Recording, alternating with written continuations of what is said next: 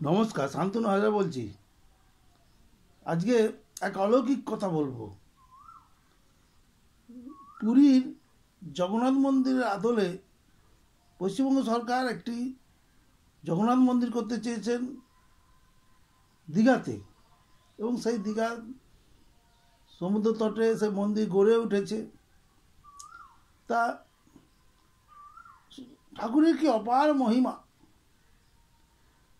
সেই ঠাকুর ভেসে ভেসে চলে এসছেন দীঘার জগন্নাথ মন্দিরের মাইতি ঘাটে।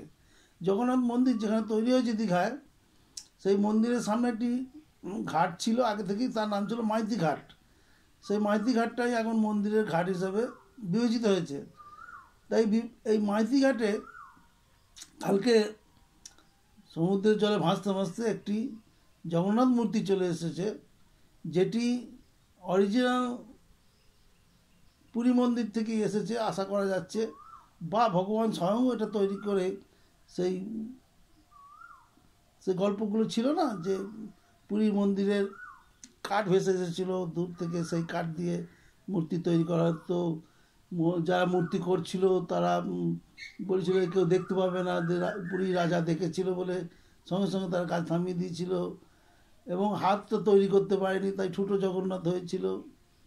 তা আমাদের এই ঠুটো জগন্নাথ নিজে নিজেই চলে এসছে, এটা এটা সবাই বলছে।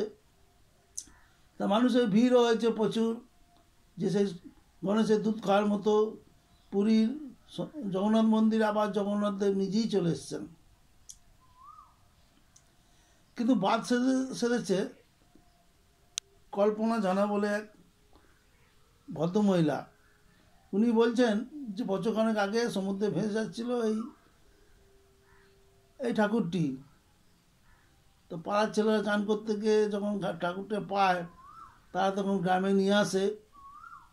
গ্রামে নিয়ে এসে ওনাদের ওই কল্পনা জানার ঠাকুর একটা দুর্গা আটচালা আছে, সেইখানে বসে পুজো করতে শুরু করে।